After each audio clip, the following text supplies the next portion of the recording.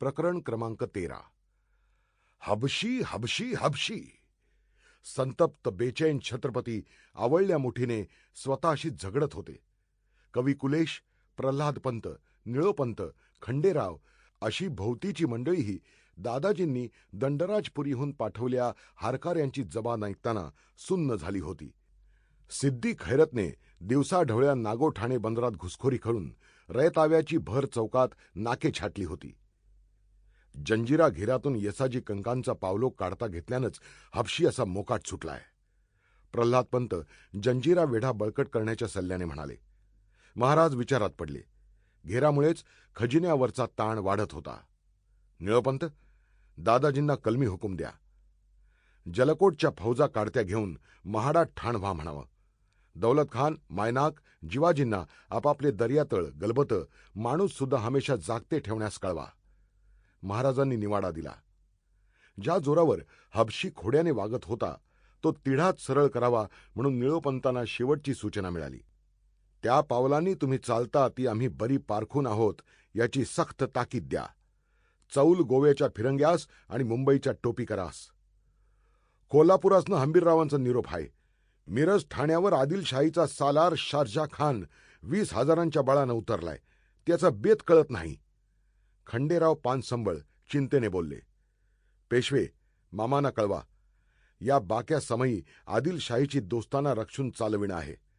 तुम्ही पाऊस उलगेतो पन्हाळा, कोल्हापूर, कराडचा मुलूक हुशार ठेवून असणं.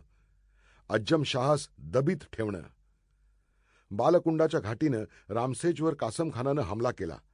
किल्लेदारानं दगड बसून तो फिरवला आहे.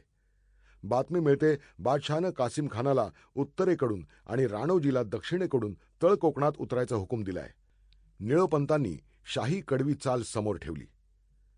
पंत, जेवढा उतरतो तेवढा औरंगचा हशम आम्हास तळ कोकणात पाहिजे. जी हसम खानाची केली तीच गत करतील आमचे तुकोजी, रूपाजी, मानाजी त्यांची. औरंगची हर चाल बारकाव्याने ऐकूनही महाराजांच्या मनाचा टवका सुद्धा कचरत कातरत नव्हता. कसले तरी न उकलते बळ त्या मनात जसे दिवसागणिक ठासले जात होते. आपल्या कैदेतला कंकड किल्ल्याचा ठाणेदार शाह अलील खान पळून बहादूर खानाच्या तळावर नाशकात गेल्याची खबर आहे, खंडोजी म्हणाले. महाराजांची नागपाळी ते ऐकताना किंचित रुंदावली. नाक गड्डा आक्रसला.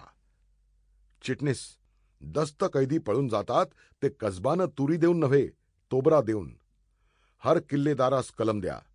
असा बोभाटा येतो तर गै मुलाहिजा नाही. महाराज बोलून गेले, पण मनात दूरवर कुठेतरी टिटवी केकाटून गेली. शिर्के निंबाळकरांसारखे आप्त राजरोस पळून जात आहेत, त्याचं काय करणार छत्रपती असून आम्ही. तो काळोख दूर सारत फक्त कुलेशांना थांबण्यास सांगून महाराजांनी सर्वांस निरोप दिला. कविराज, शहजादा अकबरास आगे वर्दी द्या. आम्ही त्याशी खलबात करण्यास खास येत आहोत. थांबविल्या कुलेशांना राजाज्ञा मिळाली. जी. कुलेशांनी रुकार भरला.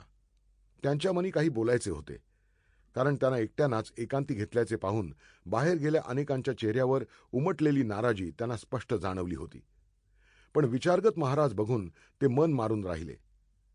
मंत्रीवाडीतील एकही मंत्री त्यांच्या घरी आमंत्रण देऊन सुद्धा भोजनास येत नव्हता. त्यांचे महाराजास आसपास वावरणे अनेकांना पसंत नव्हते. 2 दिवसातच श्रावण सरींना न जुमानता महाराजांनी कवी कुलेशांसह रायगड सोडला. महाडघाटीने महाबळेश्वराची चढण उतरून ते चिपळूण, संगमेश्वर, खेळणा अशा मजला टाकत राजापूरला अकबराच्या तळावर आले. संगती मोजका घोडाईत होता. डेऱ्याच्या तोंडावर आल्या दुर्गादास राठोडसह अकबराने महाराजांची आगवानी करून त्यांना इतमामाने आत नेऊन बैठकीवर बसविले. ही अकबराशी दुसरी भेट होती. महाराजांसाठी आल्या रिवाजी नजराण्याला हात देऊन त्याने तो स्वीकारला. बैठकीला तोंड फुटले. राजा साहब तंग आहे. शेर होकर घास खाना बडी तोहमत की सजा. अकबर पिळवटून बोलला. तेच म्हणतो आम्ही. शेरास खाना रान पालथं घालून धुंडावा लागतो. इथं कोंडून नाही तड लागणार तुमची, महाराज म्हणाले. राय क्या आपकी राजा साहब. कोकणात राहून दिल्ली तख्ताचे स्वप्न अद्याप अकबराच्या डोळ्यात तरळत होते. महाराजांना अकबर फक्त वापरायचा होता.